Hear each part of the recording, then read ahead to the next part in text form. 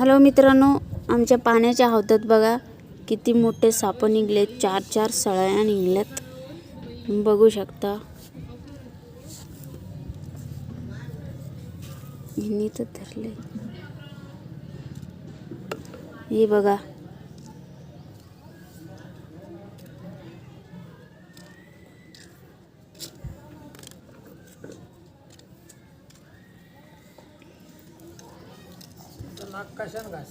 बघा मित्रांनो, हे नळाच्या पाण्याच्या द्वारे आमच्या हौदात आलेत.